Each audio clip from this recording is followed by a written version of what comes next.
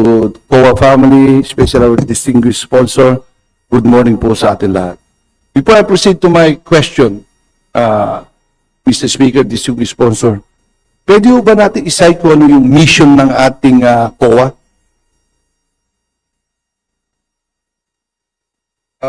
Pardon, Mr. Speaker.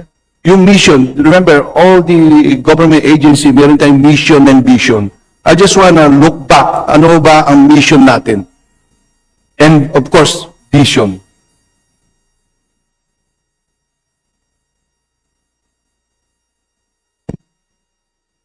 Mr. Speaker, ang vision, a trustworthy, respected, and independent audit institution that is an enabling partner of government in ensuring a better life for every Filipino. Vision, to ensure accountability for public resources, promote transparency, and help improve government operations in partnership with stakeholders for the benefit of the Filipino people. Thank you, Mr. Speaker, distinguished sponsor. In short, tayo po ang igabantay ng pera ng bayan. Tama ba yun? Yes, Mr. Speaker, that is correct. Thank you, Mr. Speaker, distinguished sponsor. The Commission on Audit, as we know, is the constitutional guardian of public funds. Its work affects not only how billions are spent, but also how much trust our people can place in government institutions. For this reason, Mr. Speaker, now more than ever, it is important to scrutinize not just the resources we grant to COA, but also the way it fulfills its unique mandate.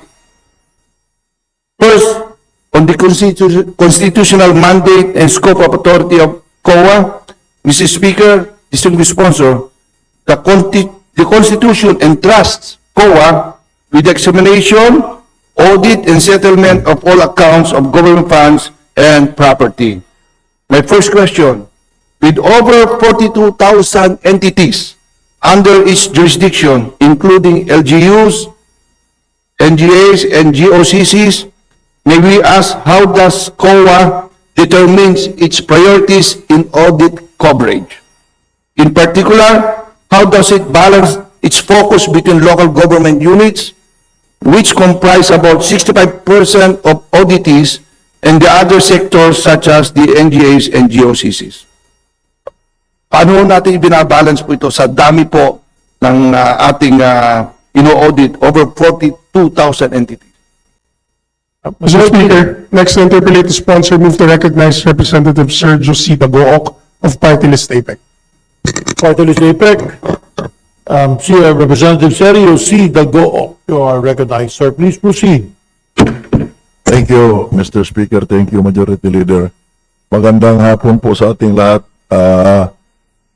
especially to the sponsor and to the Commission on Audit. Would the distinguished sponsor yield to some clarificatory questions? Yes, Mr. Speaker. Thank you, distinguished sponsor.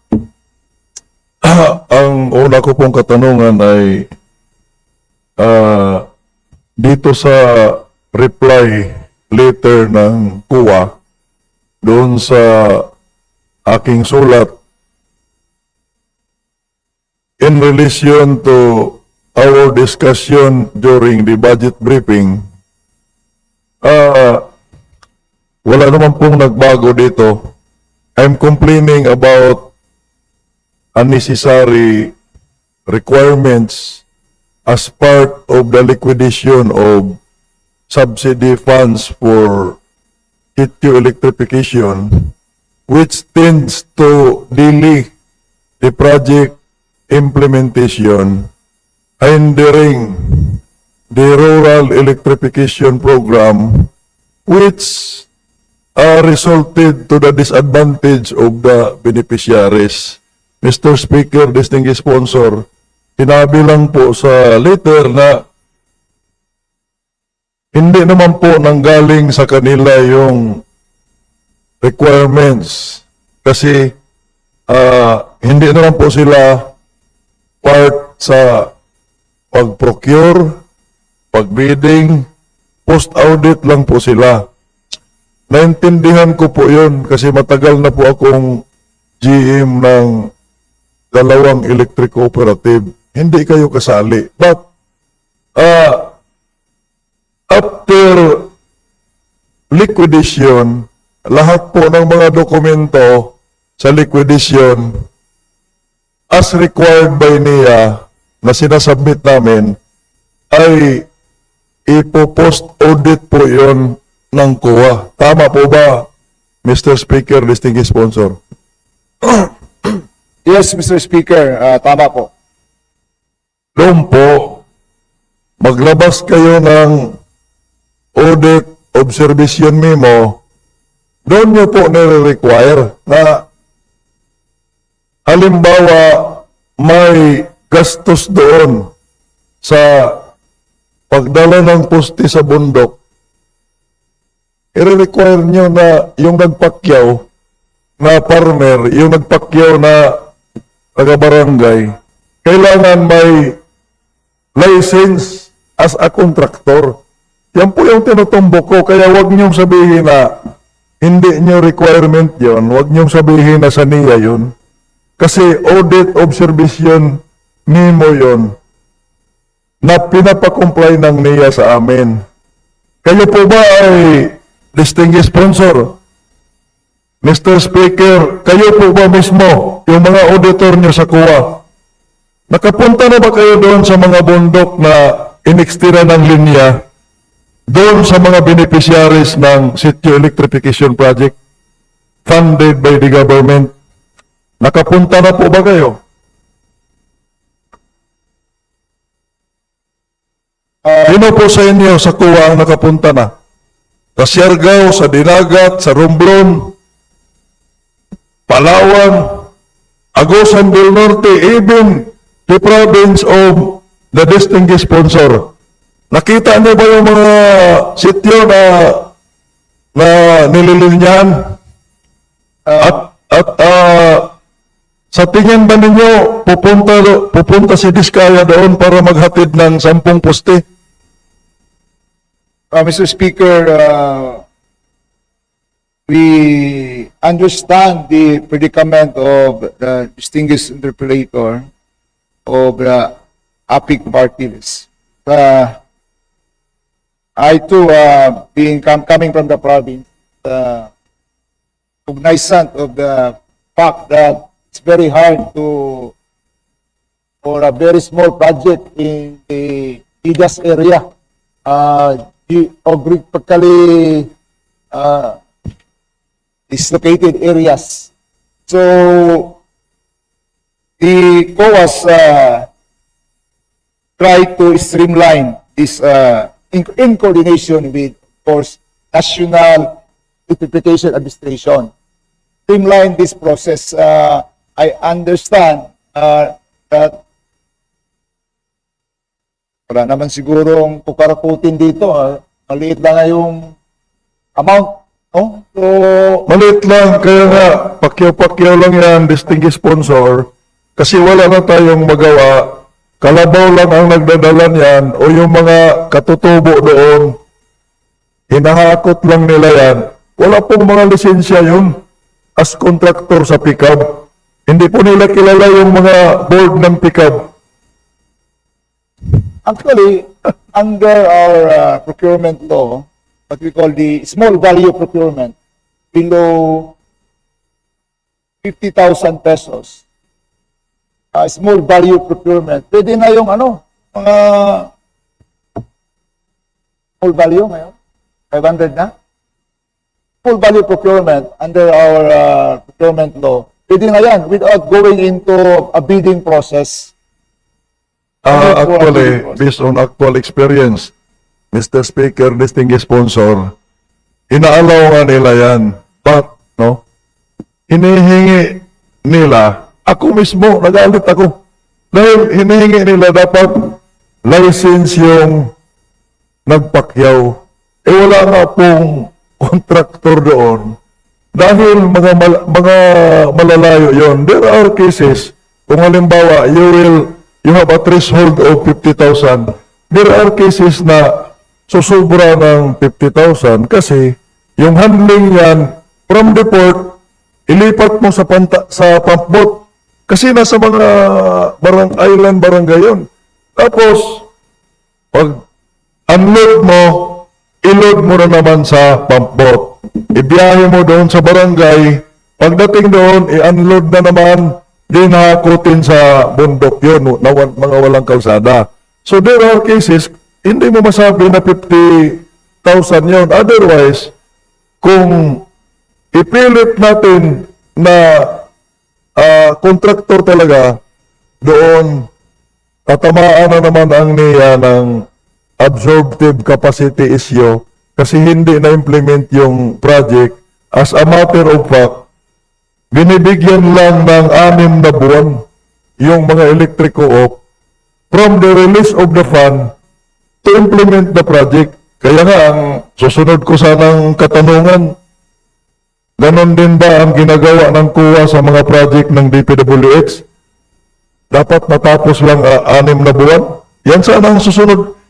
Kasi parang selective yung pamamaraan ng kuha, hinihigpitan nila yung mga maliliit, niluluwagan nila yung mga malaki. So, for the interest of time, Mr. Speaker, distinguished sponsor, I would like to reiterate, kindly review your requirements kasi hindi po requirements ng NIA yan.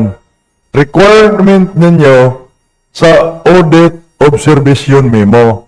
Now, para maintindihan ninyo, pupuntahan dapat ninyo yung mga lugar na subject to sitio electrification.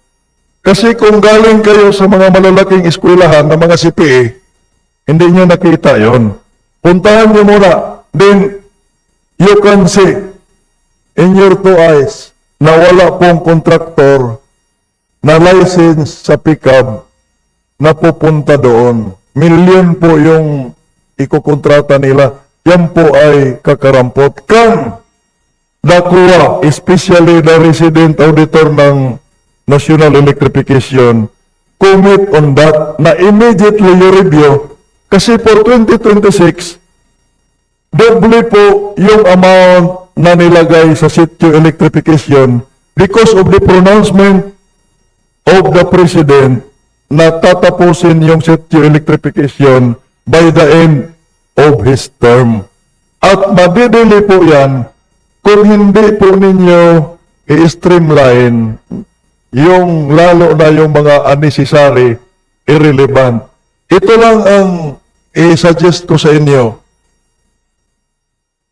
May certification na tayo, Mr. Speaker, distinguished sponsor, sa mismong bahay, may-ari ng bahay, certification na may ilaw na yung bahay nila. Pangalawa, may certification na tayo from the barangay captain na nailawan na yung barangay nila, nandoon na yung linya. Pangatlo, may certification na tayo galing sa Inspectorate ng National Electrification. Ang tawag nila niyan, Certificate of Final Inspection, CFI, na tapos na yung linya. Kaya ano pa ba ang hihingi natin? Tapos, yung cost ng materials, if you're talking dito sa procurement, the cost of materials is in accordance with the cost approved by NIA. There is a price list. Alam naman ng President Kuwa sa NIA na taon-taon naglalabas ang NIA ng presyuhan sa mga alambre materialis. At pag-bidding, within or below yung cost, bakit hahanapan pa natin? Kaya nga, kung sino yung resident kuha ng NIA, you can attest na kung yung NIA ay mag-release sa co-op ng 1 million, definitely, may balik po yung 80,000, 50,000, kasi hindi po nauubos yun, kasi may wrong price list ang NEA. Hindi ka lalampas sa presyo ng NEA, mas mababa pa. So, sobra-sobra na yung higpit natin. Kaya, hahaba po yung process of procurement kasi there is always a failure of bidding kasi may threshold na po. Again, can the President kuha ng NEA, no, revisit, streamline the process because 2026, doble po yung pondo. Mr. Speaker, we understand the predicament. The COA commits to revise or streamline the guidelines on documentary requirements as an alternative mode of procurement to include certification from recipient, certification from punong barangay, and certification from Inspectorate of NEA. And the same will be sufficient evidence that the transaction is treated and liquidated. Thank you for that, no, straightforward answer, distinguished sponsor. Kahit dagdagan pa natin, certification from NEA na the price of the materials, including the labor cost, is in accordance with the NEA labor cost and price list. Kahit dagdagan pa natin, kasi trabaho ninyo na mapangalagaan nga ang pondo natin na hindi winaldas. So, on to the next issue, Mr. Speaker, distinguished sponsor, mayroon pa ba tayong COA Resolution number 95-1143? Is there an existing COA Resolution number 95-1143? Mr. Chair, yung dagdag natin certification from NEA as to cost of labor and materials. Yes, or certification na yung procurement process is in accordance with the Government Procurement Act and the NEA procurement policy. Pwede ninyong ilagay yan to ensure safety sa pondo.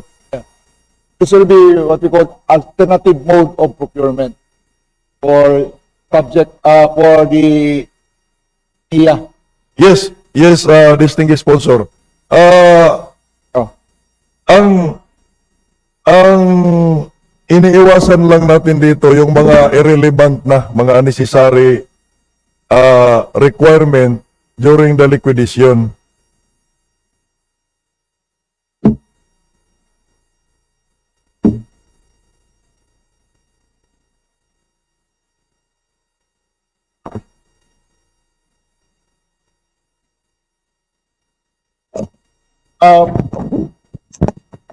Pardon, distinguished colleague.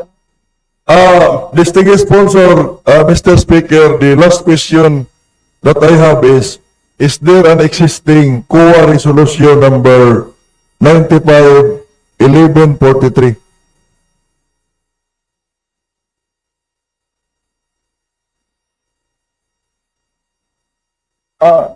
Okay. This COA 9511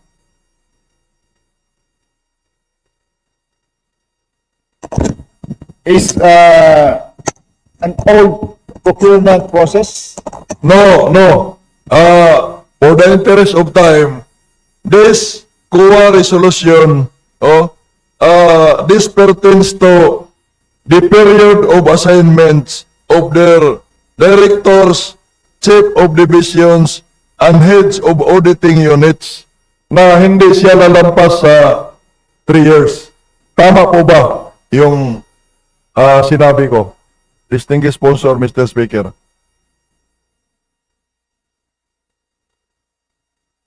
Mr. Speaker, the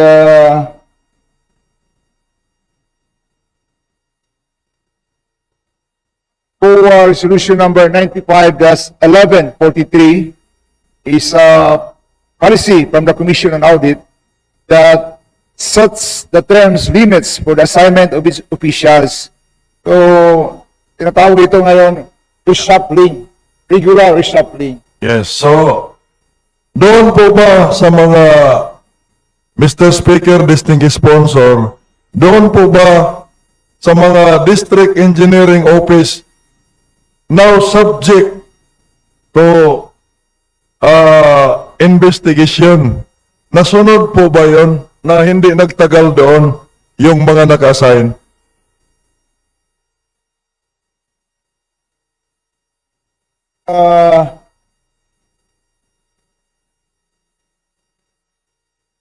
As to the whole, this circular pertains to the whole government structure. This only refers to the auditors. So, Itong resolution na to ay nagtatakda na yung mga nabanggit ko na mga COA officials ay hindi sila dapat susubra ng 3 taon. Minimum of 1 year, maximum of 3 years doon sa assignment nila. Ang sunod kong katanungan, was this strictly implemented in the DPWH District Engineering Office who are now in question?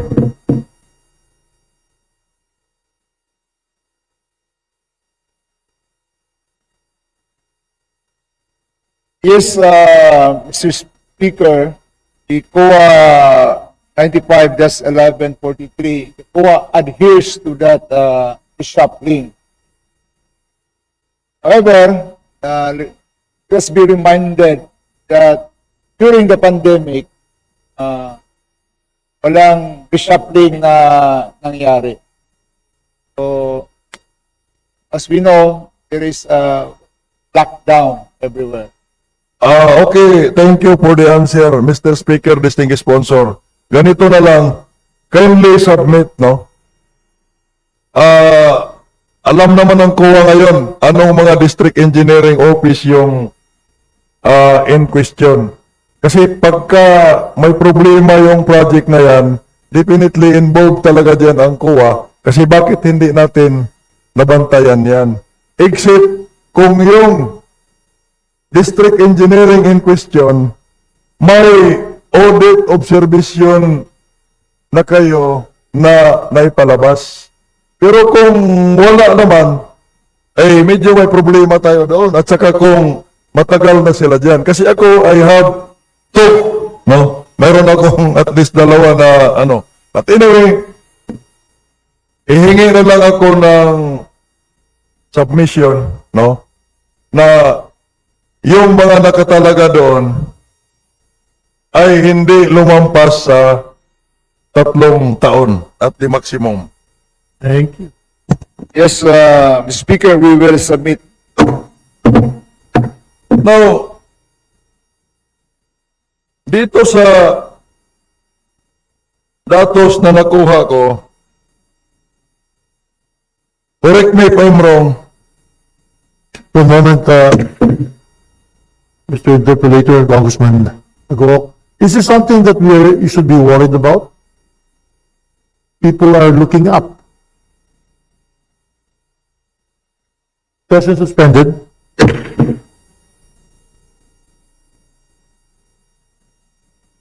What is the situation there? We have Congressman Dogok interpolating. Congressman Dogok of APEC Party. Please proceed, sir. thank you, Mr. Speaker. Distinguished sponsor, my last question is, based on COA data, correct me if I'm wrong, out of 10,070 prior years recommendations, no, issued by COA on audit observation memo, only 52.4% were implemented by the audited agencies. Tama po ba yung datos na yon, Mr. Speaker, distinguished sponsor?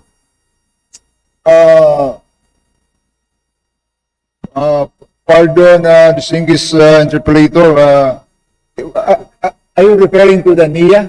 Out of 10,070 prior years recommendation by COA on their audit observation memo, only 52.4% were implemented by the audited agencies. Tama po ba?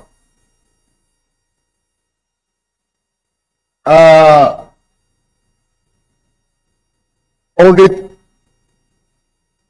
observation memorandum for prior years, only 52% were implemented. I think that is correct. So correct.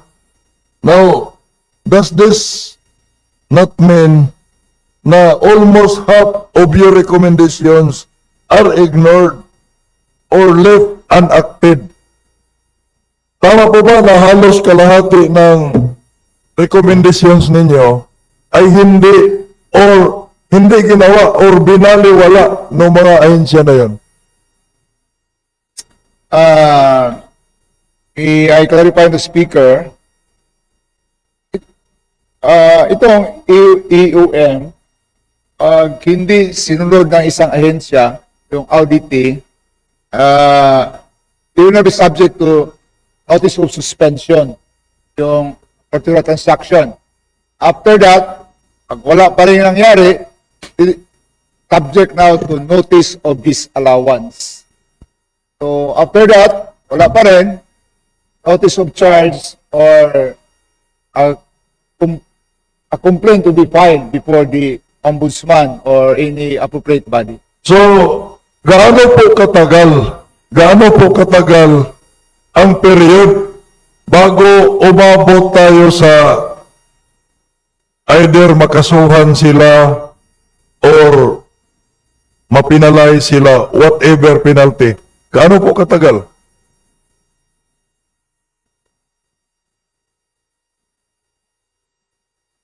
So, ganito yan, no? When COA notice or issued an EOM to a certain agency, ang nangyari yan, yung agency concern, magawa siya ng AAP, AAPC, Agency Action Plan, status of implementation. So, pag hindi magagawa ng agency, so that will now be subject to another audit report. So Okay. usually, this will take a year. Taon. Will take a year.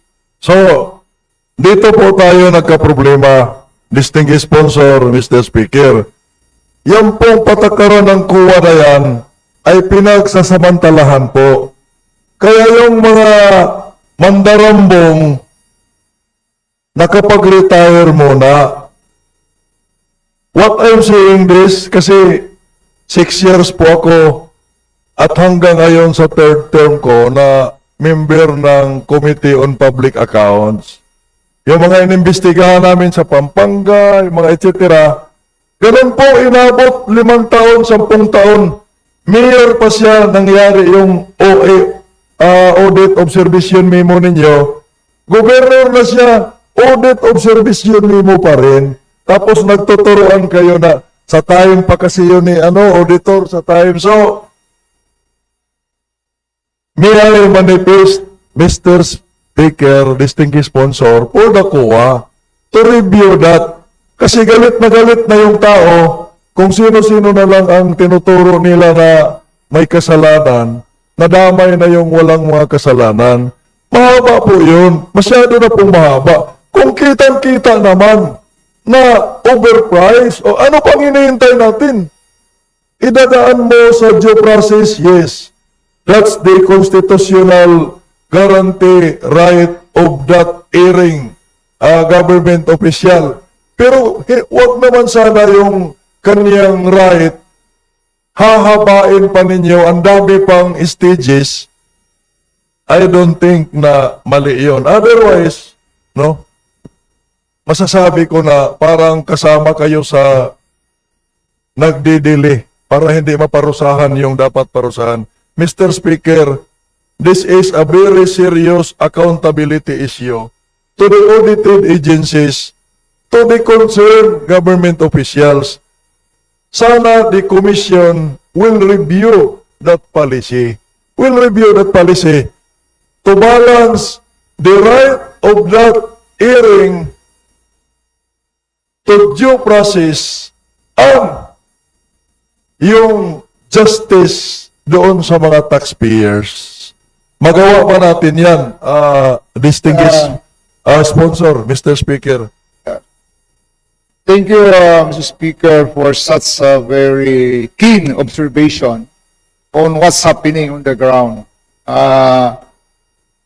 The COA will revisit or revise its procedure that will streamline or shortcut the process. Marami Sa- naman po tayong lawyer sa COA, may legal kayo. Alam naman po nila na nasunod yung due process, pero wag na po sanang pahabain na ang dami pang mga plan-plan na yan. Kasi umabot, nagiging yung audit, ulitin ko lang because this is a very serious problem doon sa audit process natin. Iske pa siya, nagkaroon ng problema. Nagiging congressman na, nasa stage pa kayo na ng due process. Now, finally, may mga nasabi kayong kinasuhan, Mr. Speaker, distinguished sponsor. May mga nabanggit kanina sa previous interpellators. Sabi ninyo, may nakasuhan na kayo na with regards, no, in relation doon sa controversy sa flood control. Doon sa kinasuhan ninyo, may kasama bang taga-COA?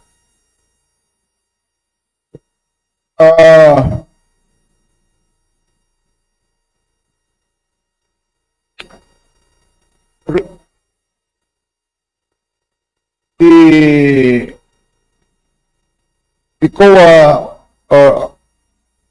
the COA auditor is referring to that problem or district is now subject to internal affairs evaluation and investigation. So, wala pa kayo nakasuhan. Mr. Speaker, distinguished sponsor, out of the cases being filed, no single co-auditor has been part of it. Walang nakasuhan. So, ano ngayon ang status or ano ngayon ang ginawa ninyo doon sa mga resident COA auditors sa mga district engineering office or any office of the Department of Public Works and Highways involved dito sa mga halimbawa flood control, kasi hindi lang naman flood control yan. Mayroon na ba kayong na-suspend or Mr. Speaker, what the COA did regards to the resident auditor in Bulacan is being transferred to the COA Central Office performing a non-auditing function and pending investigation upon again, for me, no, that is again a red flag. Makaretire na naman yung mga auditor na yan, under investigation pa rin. Kasi, for an ordinary taxpayer, malinaw naman po, nag-hire ako ng security guard para magbantay sa building ko. Bakit nanakawan yung building ko na hindi alam ng security guard? So, tulog siya or nagtulog-tulugan. So, again, we must give those people due process. Pero wag naman po yung paikot-ikotin pa natin. Kasi ako, just for the record, masakit po sa akin yung nakapost, mga congressman, mga kung ano. Masakit po yun kasi I'm not that kind of member. I can assure the public on that. Pero napagbintangan lahat Sino ang may kasalanan? Yung security guard na nagbantay sa pundo ng bayan. Malinaw naman po sa charter ninyo. PD, ano yun? Nakalimutan ko na tuloy. Memorize ko yun noong nag-investigate kami sa public accounts. Mayroon kayong authority na makasuhan, pero parang pinaubaya nyo lahat sa ombudsman, pero mayroon kayong authority. So I hope no, the distinguished sponsor, being the sponsor of the COA budget, can file a bill amending that presidential decree na charter ng COA para malinaw lahat. I am one of those who will support a bill for the amendment of the COA charter para naman malinaw na hindi yung paikot-ikot tayo, mayroon ng COA resident auditor, tapos may nangyaring kababalaghan, billions, tapos ililipat lang. That's my problem when you, Mr. Speaker, distinguished sponsor, when COA rebelled, no, during the interpellation of Congressman Presley De Jesus na kayo din ang mag-audit sa sarili ninyo. Ako nga, yung asawa ko, distinguished sponsor, ako ang nag-audit sa kanya. Kasi hindi pwede, yung asawa ko lang mag-audit sa sarili niya. Ako ang nag-audit, saan napunta yung binigay ko na sahod ko sa'yo? Kaya, you cannot audit yourself for me. That's one thing na kailangan nating amindahan sa COA charter. Anyway, Madam Speaker, distinguished sponsor, maraming salamat sa pagsagot ng mga katanungan. Maraming salamat COA. This representation, no, is really manifesting. I am manifesting my support to the budget of COA. Kulang pa nga yan eh. Kulang pa yan. Kaya lang yung COA kasi sa Bisaya, kuha. Kaya marami tayong nakuha na kwarta, kuha. Thank you, Madam Speaker. Thank you, distinguished sponsor. Thank you, APIC Party List Representative Sergio Dugo. Thank you.